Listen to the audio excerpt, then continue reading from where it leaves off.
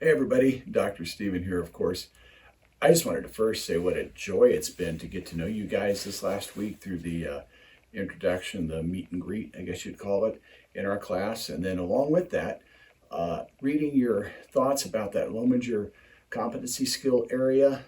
Boy, that was just a great opportunity to kind of get a real personal insight into your ministry settings and some of the things you're hoping and praying that God will rise up and develop in your life. I think you'll agree with me when you read that document. Of the 67, I think all of us could probably pick 50 of them, but we have to kind of hold back because that's unrealistic. So this week we're going to pivot just a little bit.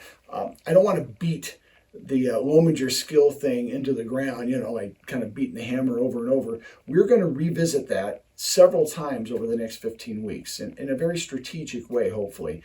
So we're going to come back and revisit it in a couple of weeks with a larger document that you'll just kind of peruse through and go through. But now we're also going to each week start bringing up some other leadership issues through some video interviews that I've done.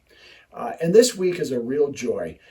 It's one that I did a number of years ago, and the reason I say that specifically is because I did it before I had better lighting and video equipment, because I've been doing a lot of videos the last couple of years as an adjunct professor, online professor. This one was a little old school, but the content was just wonderful. It's with a dear friend of mine, Dr. Glenn Packiam. What has changed in the last, frankly, the last 2 weeks, but in the last couple of months, is that Glenn was the lead pastor of our congregation, New Life Downtown, a large, growing congregation here in Colorado Springs in the downtown part. But Glenn, 2 weeks ago, my wife Linda and I were on stage with some of the other in the leadership team, and we were laying hands on Glenn and his wife Holly and sending them out, as it were, commissioning them, where they're moving to Southern California, and where he's going to become the lead pastor of Rock Harbor Church, a large church in the Orange County area. And we also, at the same service, laid hands on Jason Jackson and his wife, Sarah, as they step into the role to become the new lead pastors of New Life Downtown. It was kind of bittersweet because we love Glenn. Glenn is a dear friend of mine and will continue to be, I believe, for the rest of my life, as you'll see in this video. But God has a new plan, a new chapter for their life. And so you're seeing this video a few years ago, back when Glenn was lead pastor and associate senior pastor here in New Life Church in Colorado Springs. The next few weeks, we're going to be looking at some of these little weekly video interviews, and that'll inform our weekly discussion. Basically, if you recall, it's real simple. Everybody taking this class is going to do great. The only reason a person would not pass this class with a really good grade is if they just flat out didn't show up and do anything in their practicum, in their ministry involvement, and didn't turn anything in. If you do those things, you're going to get a good grade.